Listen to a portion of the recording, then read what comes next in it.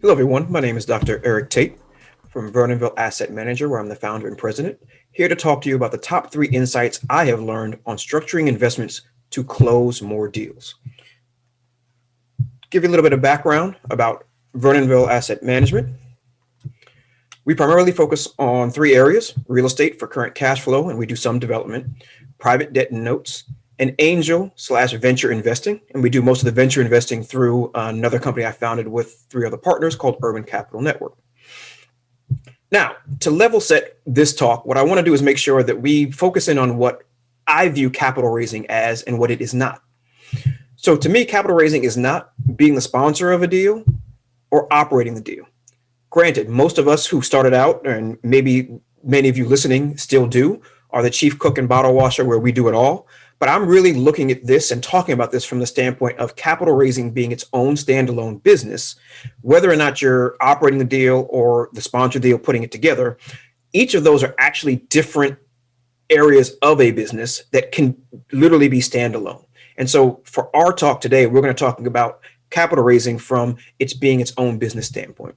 And so in our agenda, what we're going to talk about is, for me, number one was understanding kind of who my investors were, and you should understand who your investors are. 2, understand who your partners are, and I mean by that on the operation side.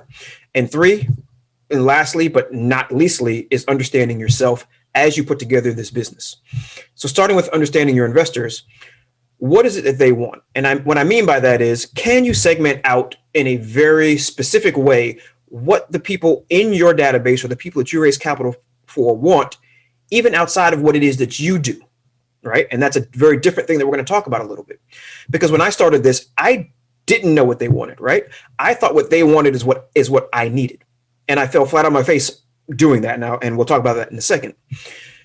And once I learned to give them what they want and to build and structure projects and go after projects that gave a return profile for what they wanted, our business exploded.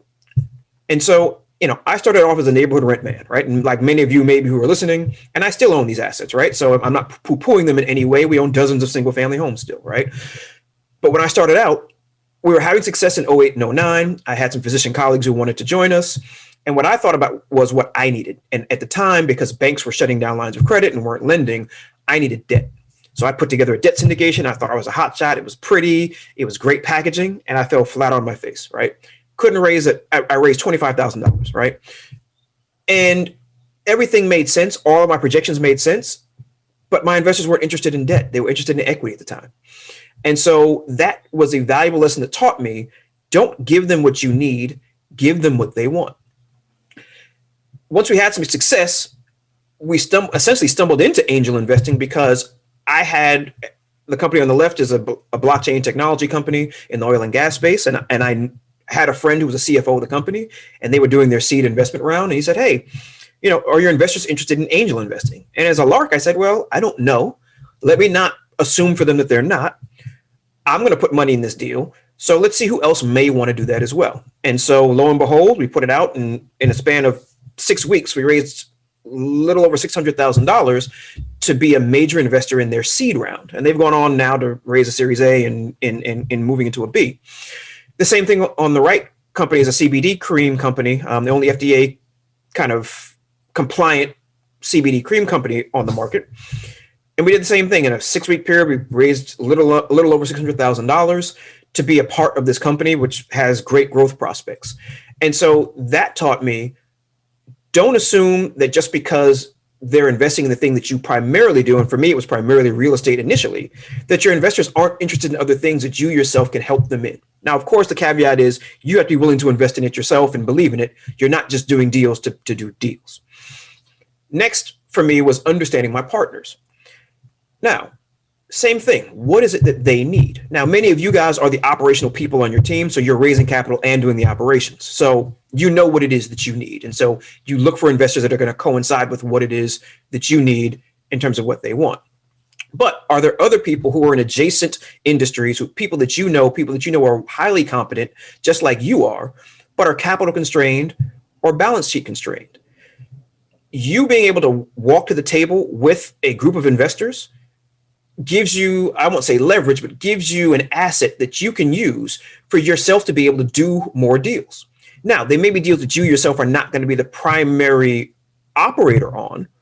But if you trust the people that are in your circle, you can work yourself into deals where you get equity, your investors get access to more deal flow, and you've helped out another person in need who's in the operations business like you are. And so we graduated from doing the single families and small multifamilies into doing these large triple net commercial projects. And so these projects you see here are all triple net commercial projects. We closed on these projects over the last 18 to 24 months. And it was because a promoter in the Houston area that I had known for a few years, he and his partner, they had 18 centers between them. They had run out of money. And they came to me and said, hey, are your investors interested in this? And I said, what's your pro forma? What does it look like? And once their pro forma matched what I knew my investors wanted, I said, absolutely. And so we became the largest. I created an SPV or a fund for each of these projects where we are the largest LP in all of these funds. So we write one check. And then in this, I became part of the GP. So 100% of the proceeds flow through to our investors. I get my proceeds from the GP side of the deal, and everyone is happy. So that's just one way to think about structuring a project, that if you have investors you can bring to the table, you can get into projects, offer your investors new and diversified assets, and you yourself can gain equity in projects that you yourself didn't necessarily have to put together 100%. Now these are actually light industrial projects. So this is about 500,000 square feet of triple net commercial. This is about 500,000 square feet of triple net light industrial. All of these projects were done at the same time. This is a different group of partners here. One of my partners on this is one of my real estate attorneys, and he and his partner, same thing. They have many, many different assets themselves. They had run out of their own money or didn't have enough money to begin to do these larger types of projects. Came to me. I said, absolutely. The difference on this deal is I am not part of their GP because their banks wanted all of their GPs to sign guarantees. I was like, nah, I'm going to pass on that. And so what I do on my fund, the SPVs and the LLCs that I put in as an LP in each of these, is I override my fund. So it's either an 80-20 split or 90-10 split at my discretion, always keeping in mind that I'm pushing as much to my investors as possible to meet their expectations, but still reserving within the documents that I myself can get paid from this process as well. Excuse me. And I'm also an investor as well from that standpoint. And so this is just another way that you can bring your investors projects that you yourself may not be the primary operator on, but you can still add value to your capital raising business as well as to your investors.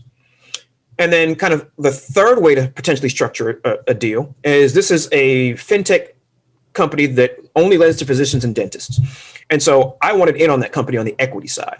And what I found out was the partners were selling equity out to fund the loans. And so one of my alumni brothers from college knew one of the founders. I was already going to Atlanta for a gala. Literally on the back of a napkin, I laid out for him that you're going to basically sell equity and dilute yourself to hell. Let me put together a debt fund for you. I will get equity for the amount that I raise. So you're not going to give away total as much equity as you would have trying to fund through equity. We'll give our investors a nice return. They'll make the spread between the two. And we're doing this to bridge them to their larger debt facility. And that has worked out well over the last 3 months. We've put about $1.1 million in notes for them, which has allowed them to bridge their $20 million debt facility that's about to close at the end of the month. And this is just creative financing, understanding that I knew what my investors wanted. I had already done a debt fund that had failed, but now that I knew and was able to parse out my investors, I have a lot of physician investors. I knew that they would want to help the next generation of physicians. So now this became a mission-based investment, not just a monetary investment. I knew what this company needed. And so I put the two together and was able to get equity out of it. We were able to get some fees out of it. And so it made sense and it worked for everyone involved. Lastly, the understand yourself. Now, I'm a big personal development guy. I go to personal development conferences, Zig Ziglar, all those guys are people that I have looked up to and follow. And so for me, going into this process, understanding where my area of competency was, understanding how to create in such a way that it pays me enough for it to be worthwhile for me to do, and knowing that this is what I love to do, put deals together, talk to investors, look at different business models.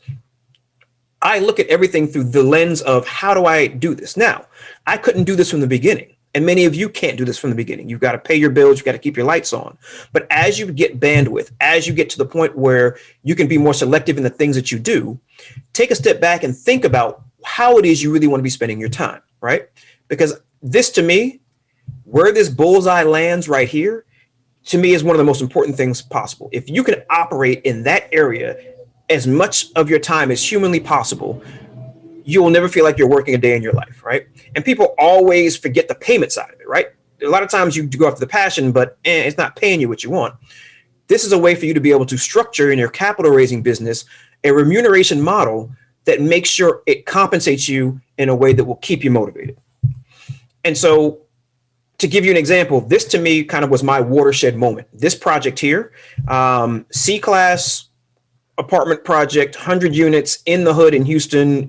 Hood was gentrifying, and I was a chief cook and bottle washer, right? I put the deal together. I raised all the capital. I was signed on the note, all of those things. Little did we know that when we got into the deal, once we pulled back the walls after we did all our inspections, but couldn't see behind the walls, that this thing needed way more work than we initially had anticipated. And so this watershed moment almost became my Waterloo moment, in that this thing almost took me down. Now, we got lucky. We bought it for just under $2 million. I just had to hold on and get it fixed up. We sold it for over $4 million. Our investors got a good return. But what it taught me was that I don't like operations. And because I don't like operations, I'm not doing operations anymore.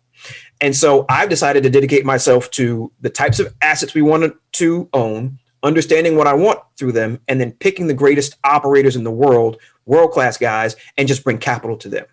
And that's kind of my journey. Figure out what your journey is in this process. Figure out if what you're doing right now, either on the operations or capital raising side, is what you want to be doing, because when times get tough, if you hate it, you may not push through in the same kind of way as if you loved it. And that would be doing your investors a disservice. So as much as possible, make sure that you're working and operating within that circle of competency, passion, and skill that we talked about to make your life, as you build your capital raising company going forward, to fit what it is you want and you need for your life. And so in conclusion, we talked about kind of understanding your investors. That's kind of the bedrock foundation, because if you understand what your investors want and you can walk into any deal with millions of dollars in your pocket that you know you can put in, that opens the doors for you and your investors to partner with world-class operating partners to get you into more deals so you can do more deals. Everything that you saw that I just showed you, that's only a portion of what we've done, has happened over the last 4 years, and the big commercial deals over the last 24 months. So you can get into more deals when you understand your investors and understand your partners. And for me, it's fun because, I'm sitting here recording this in my front bedroom because I've created a life that allows me to do this for you all, and I'm happy about it. And so please, I hope that you all get able to do that. And so I want to thank Richard Wilson and the Family Office Club team for allowing me to speak to you all. If you want to talk to me or connect, this is my contact information, or just contact the Family Office Clubs and they can get you in contact with me. Thanks for listening.